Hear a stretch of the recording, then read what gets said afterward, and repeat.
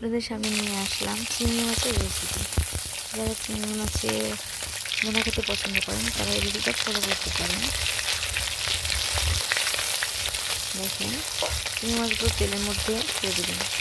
তারপর চিংড়ি মাছের যে ঝোলটা থাকে ওগুলো বেটে এটার মধ্যে দিয়ে দেবেন। তাহলে ঘ্রাণটা ভালো হবে। তো সুন্দর করে লাল করে ভেজে নেবেন। করে নাড়াচাড়া দিয়ে আস্তে আস্তে ভেজে নেবেন। সরিষার তেল দিয়ে ভেজে নিচ্ছি। পেঁয়াজ কুচি, আদা রসুন বাটা, সদের গুঁড়ো, মরিচি গুঁড়া, হলুদের গুঁড়া, লবণ স্বাদ মতো দিয়ে একটু সব কিছু নাড়াচাড়া করছি।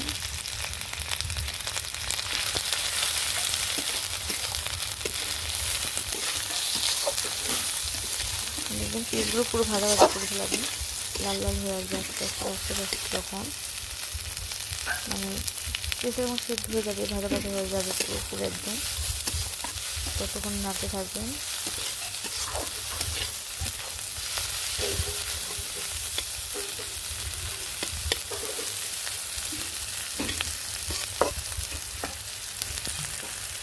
এখন আমি সুন্দর করে ভেজে নিয়েছি চিংড়ি মাছ, পেঁয়াজ, আদা রসুন বাটা, জিরা বাটা সব কিছু মশলার সাথে দিয়ে ভেজে নিচ্ছি। দেখতে পাচ্ছেন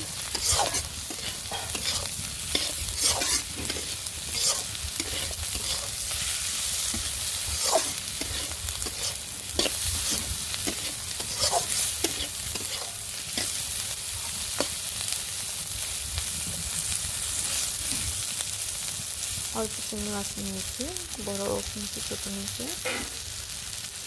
আপনারা বেশি কম নিতে পারেন। এবার চিংড়ি রান্না করে একটু দেখতে পারেন। এখানে একটু পানি দিয়ে দেবেন। পুরোপুরি ভাজা হয়ে গেলে একটু পানি দিয়ে ঢাকনা দিয়ে দেবেন। তারপরে পানিটা পেঁয়াজ হয়ে আসছে আর একটু ধীরে ভেজে নেবেন।